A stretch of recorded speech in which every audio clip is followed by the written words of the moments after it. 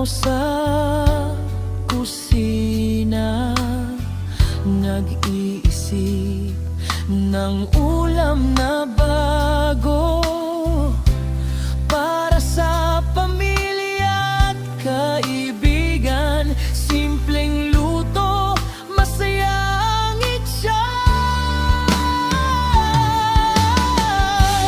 Lutong bahay lang, pero masarap kanin mainit.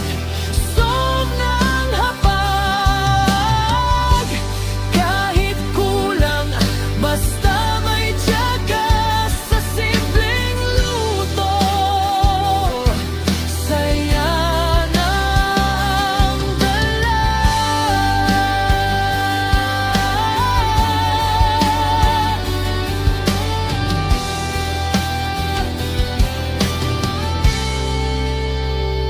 Sa bawat sandok ng ulam sa plato, pagmamahal